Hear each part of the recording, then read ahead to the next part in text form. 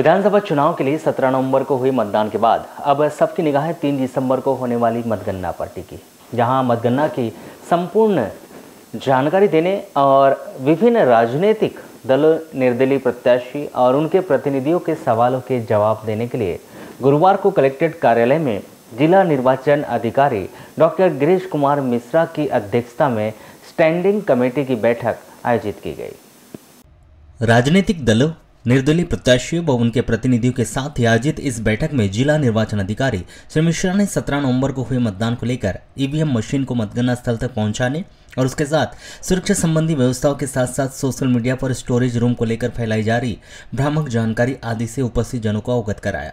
तो वहीं उन्होंने 3 दिसंबर को मतदान के दौरान किए जाने वाले सभी कार्य, मशीनों से मतगणना, डाक मत पत्र की गणना और पर्ची से किए जाने वाले मतों के मिलान सहित संपूर्ण गणना की जानकारी और रिजल्ट घोषित किए जाने की संपूर्ण जानकारी से अवगत कराया। वहीं उन्होंने विभिन्न राजनीतिक दल, निर्दलीय प्रत्याशी और उनके प्रतिनिधियों के द्वारा पूछे गए विभिन्न सवालों के जवाब भी दिए, जिसके उपरांत सभी को स्थानीय पॉलिटेक्निक महाविद्यालय के स्ट्रांग रूम का निरीक्षण कराया गया और वहां की सुरक्षा संबंधित व्यवस्थाओं का जायजा लिया गया। वहीं सुरक्षा को व्यापक बढ़ाने सहित मतगणना से संबंधित अन्य सुझाव भी राजनीतिक पार्टी से भी मांगे गए। आयोजित बैठक के दौरान जिला निर्वाचन अधिकारी श्री मिश्रा ने बताया कि कुछ दिनों से सोशल मीडिया में चल रहा है कि स्ट्रांग रूम में जहां ईवीएम मशीन रखी है उसकी खिड़की खुली हुई है या 20 ईवीएम मशीन किसी को देने की बात कही जा रही है। यह जानकारी पूरी तरह से गलत है, लोग भ्रामक जानकारी दे रहे हैं। उन्होंने बताया कि पिछले कुछ वर्षों की तुलना में इस वर्ष मतदान का प्रतिशत बढ़ा है। जिले में लगभग 17,47,737 लोगों ने मतदान किया है। वहीं बैलेट पेपर से भी अधिक मतदान हुआ है। श्री मिश्रा ने राजनीतिक दलों व प्रतिनिधियों के सवालों का जवाब देते हुए बताया कि हमने सभी विभागों में पत्र भेजकर कर्मचारियों की लिस्ट मंगाई थी। उसी हिसाब से कर्मचारियों के लिए डाक मत पत्र की व्यवस्था भी की गई थी। जो लोग चुनाव की ट्रेनिंग में गए थे उन्हें वहीं 12 नंबर का फॉर्म दे दिया गया था। वहीं विभाग के माध्यम से लिस्ट के अनुसार डाक मत पत्र भी उपलब्ध करा दिए गए थे। तब कर्मचारियों को डाक मत पत्र से मतदान करने के लिए निर्धारित समय दिया गया था, लेकिन कुछ कर्मचारी मतदान से वंचित हो गए, जिसके लिए वे स्वयं जिम्मेदार है। जिन कर्मचारियों ने मतदान नहीं किया, हम ऐसे कर्मचारियों को मतदान करने के लिए बाध्य नहीं कर सकते, क्योंकि वह उनका अधिकार है, वह मतदान करे या ना करे। स्टैंडिंग कमेटी की बैठक थी, वो इसलिए थी कि एक बार सारी पॉलिटिकल पार्टी पोस्टल बैलेट को लेके, ETPBS को लेकर के हमारे जो मतदान हुए बालाघाट जिले में, जो कि अपने आप में एक रिकॉर्ड 85.35%, उसको लेकर के वो एक ओवरऑल ब्रीफिंग स्टैंडिंग कमेटी में दी गई। उसमें हम लोगों ने सभी प्रत्याशियों को, पार्टी पदाधिकारियों को आमंत्रित किया था। उसके साथ ही साथ आज हम लोगों ने स्ट्रांग रूम का विजिट किया। चूँकि बहुत सारी अफवाहें चल रही हैं, तो ये ज़रूरी है कि सभी कैंडिडेट्स एक बार स्वतः इन सारी स्ट्रांग रूम की व्यवस्थाओं को खुद देख लें। आयोग के जैसे निर्देश है कि 2 कार्डन हमको, इनर और आउटर कार्डन रखना है, सिक्योरिटी का फुल सेक्शन हम लोग को रखना है। हम लोगों ने वो व्यवस्थाएं दी है। साथ ही साथ सारी एंट्रीज, एग्जिट, सभी जगह हम लोग एंट्री, रजिस्टर पर एंट्री करा रहे हैं। आयोग ने पहली बार ये निर्देश दिया कि जिला निर्वाचन अधिकारी या रिटर्निंग अफसर या डिप्टी DO डेली सुबह शाम मॉनिटरिंग करेंगे, स्ट्रांग रूम की व्यवस्था देख करके रजिस्टर पे एंट्री करेंगे। उसकी रिपोर्ट हम लोग लगातार आयोग को भेज रहे हैं। तो जो माननीय आयोग के निर्देश है उसका हम लोग पूरा पालन कर रहे हैं। आज जो है एक ट्रस्ट बिल्डिंग के लिए हम लोग सभी कैंडिडेट्स को जो भी अवेलेबल थे उनको लेकर के आज स्ट्रांग रूम की व्यवस्थाओं के लिए इनको लेकर के विजिट किया। बैठक के दौरान उपस्थित विभिन्न राजनीतिक दलों के प्रत्याशी और उनके प्रतिनिधियों सहित अन्य ने मतगणना से संबंधित कई सवाल भी पूछे, जिसमें स्पष्ट कर दिया गया कि मतगणना का कार्य 3 चरणों में होगा, जिसमें डाक मत पत्र, EVM और पर्ची, ऐसे 3 चरणों में मतगणना की जाएगी।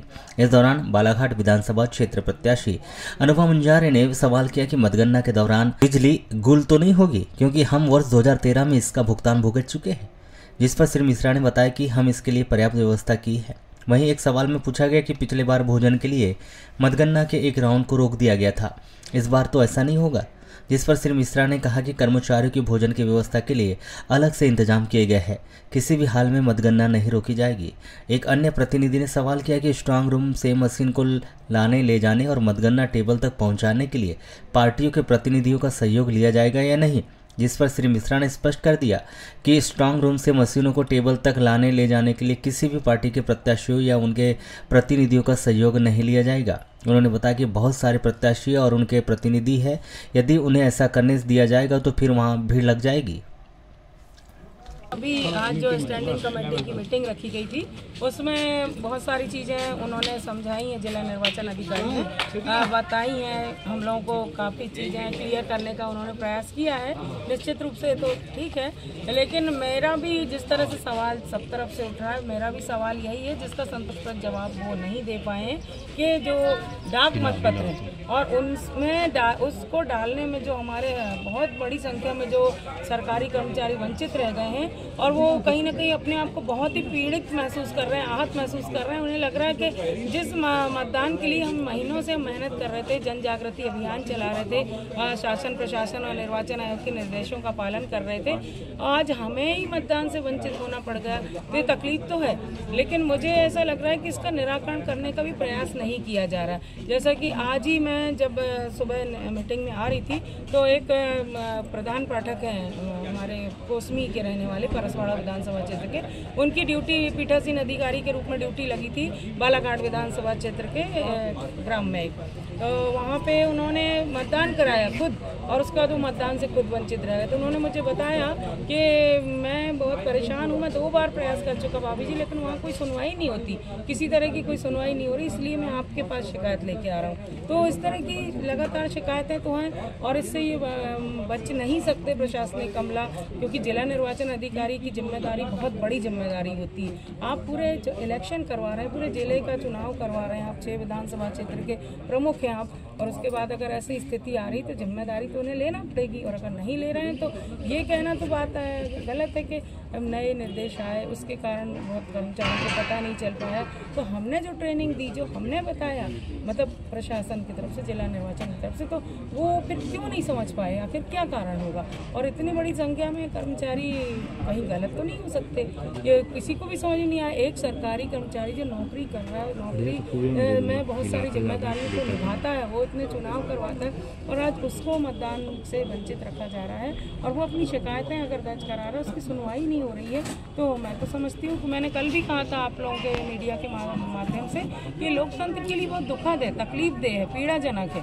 वो वोटों का नुकसान है संबंधित प्रत्याशी को, वो तो है ही है, संबंधित पार्टी को है ही है, लेकिन जो हमारे लोकतांत्रिक ढांचा है कहीं ना कहीं उसमें भी बहुत तकलीफ देह स्थिति बनी है, जो मैं तो इसको बिल्कुल उचित नहीं मानती। चुनाव था, जीता हुआ चुनाव था और जिसको हमको फिर हार का सामना करना पड़ा था, क्या परिस्थितियाँ बनी थी सभी जानते। तो आज जो स्टैंडिंग कमेटी की मीटिंग हुई जिला निर्वाचन अधिकारी मिश्रा जी की अध्यक्षता में, तो वहाँ मुझे ये अच्छा लगा कि बहुत सारे हमारे जो आए थे, विभिन्न दलों के भी जो भाई लोग आए थे, उन्होंने भी सवाल उठाया कि इस बार तो लाइट गोल नहीं होगी। तो कहीं ना कहीं सबको ये घबराहट है, डर है कि ऐसा ना हो। और जिला निर्वाचन अधिकारी क्योंकि प्रमाण से अब बात है आप लोगों के मीडिया के माध्यम से, उन्होंने कहा है कि ऐसा बिल्कुल नहीं होगा, हम पूरी चाक चौबंद व्यवस्था रखेंगे, विद्युत व्यवस्था हमारी दुरुस्त रहेगी और जनरेटर की भी व्यवस्था होगी। तो आज स्टैंडिंग कमेटी की मीटिंग थी, इसमें सभी दलों के लोगों को बुलाया गया था। सभी का अधिकार होता है कि सब चाहते हैं कि मतगणना सही तरीके से होना चाहिए और उसी अनुसार प्रशासन ने भी सभी को आग्रह किया था कि आप भी आके देखें। उन्होंने जो व्यवस्था किया था, हम लोग भी भारतीय जनता पार्टी के भी हम लोग कार्यकर्ता सभी आए। स्टैंडिंग कमेटी में कुछ बातें आई, उसमें विषय रखे गए कि जो भी चीज़ें हैं वह जो अफवाहें उड़ाई जा रही थी बीच में, मैंने देखा था कि कहीं की खिड़की खुली हुई है, कहीं कुछ खुली हुई है, उस पर भी प्रशासन ने जवाब दिया कि ऐसा कुछ नहीं है। और हमने यहाँ पे स्वयं आकर भी देखा, हम लोगों ने भी आकर देखा, हमारी तरफ से तो ये बात नहीं आ रही थी, पर कहीं ना कहीं लोगों के आरोप आ रहे थे कि कहीं खिड़की खुली देखी गई या कुछ देखा गया। तो उसमें प्रशासन ने उस बात को भी यहाँ रखा था, वहाँ पर हमने यहाँ पर आके देखे। हर साल हर बार जो चुनाव में व्यवस्था की जाती है, इस बार लग रहा है कि व्यवस्था एक अच्छी तरह रखी जा रही है। कहीं ना कहीं लोगों के मन में भी रहता है कि कुछ, मैं यहाँ देख रहा था कि कुछ लोगों का कहना था कि जो पेटियाँ जो निकल के आती है तो पेटियों की व्यवस्था कैसे की जाए।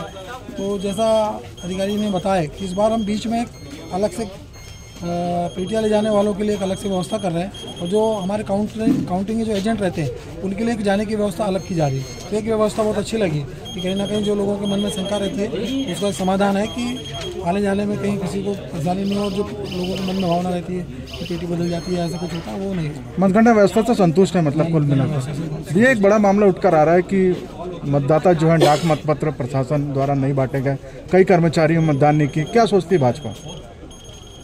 आज जो बातें सभी बहुत से लोगों ने उठाई, कहीं ना कहीं जो कलेक्टर साहब का उसमें जवाब है, उसमें उन्होंने जो बताया कहीं ना कहीं अधिकारी ही भ्रमित रहा, मुझे ऐसा लगता है कि कहीं ना कहीं वो समझ नहीं पाया या कहीं ना कहीं एरर रह गया। और जो व्यवस्था इस बार बनाई गई अलग व्यवस्था थी, तो उस व्यवस्था को अधिकारी जो कर्मचारी वो समझ नहीं पाया, मुझे ऐसा लगता है।